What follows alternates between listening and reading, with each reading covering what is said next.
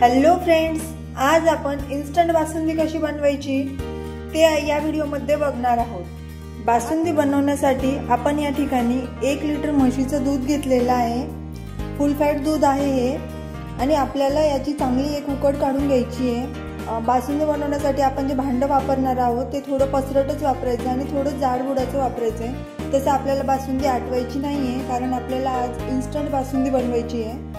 तर छान आपण या दुधाला 2 ते 3 मिनिटं उकळून घेऊया। या साइडला जी साय लागलेली आहे आपल्याला दुधामध्ये मिक्स करायची आहे। 2 ते 3 मिनिटं झालेली आहे। आपलं दूध आता छान उकळलेलं आहे।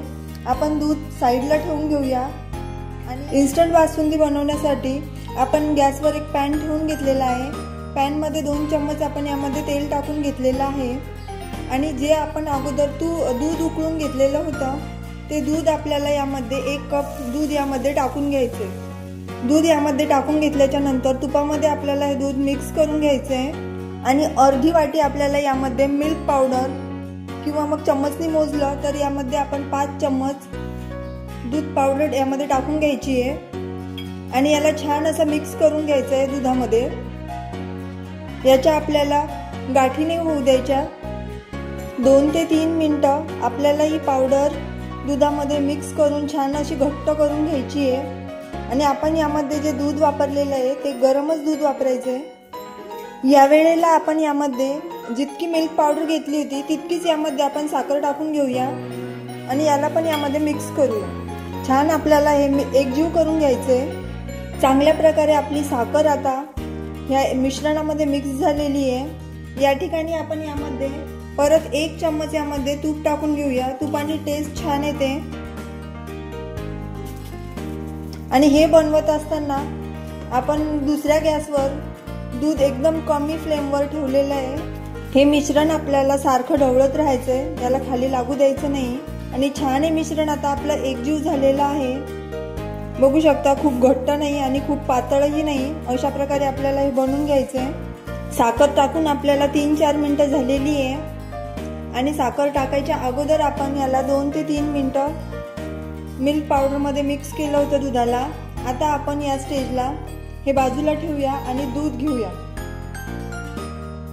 आणि जे मिश्रण आपण बनवून घेतलेलं आहे ते मिश्रण आपल्याला ह्या दुधामध्ये टाकून मिक्स करून घ्यायचे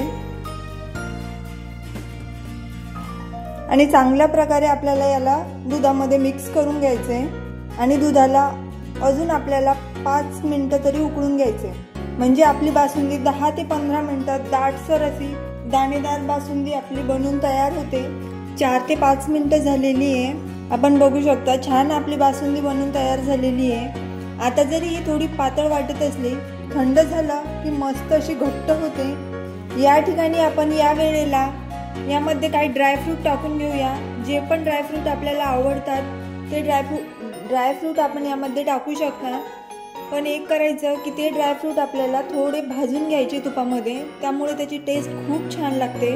बघू शकता मी थोडे ड्रायफ्रूट भाजून घेतलेले आहे, ते मी यामध्ये मिक्स करून घेते आणि थोडी यामध्ये विलायची पावडर टाकली ना अजून टेस्ट छान होते। खूप मस्त अशी टेस्ट येते बासुंदीला आणि एकदम 10 ते 15 मिनिटात आपली ही बासुंदी बनवून तयार होते। चला आपण याला एका बाउलमध्ये काढून घेऊया। अशा पद्धतीने आपण आपली इन्स्टंट बासुंदी बनवून तयार करून घेतलेली आहे आणि छान ही अजून थंड झाली की अजून दाटसर येते। तर तुम्हाला ही बासुंदी कशी वाटली ते मला कमेंटमध्ये नक्की कळवा। व्हिडिओ आवडला असेल तर व्हिडिओला लाईक करा। तर चला भेटूया मग नेक्स्ट रेसिपी सोबत।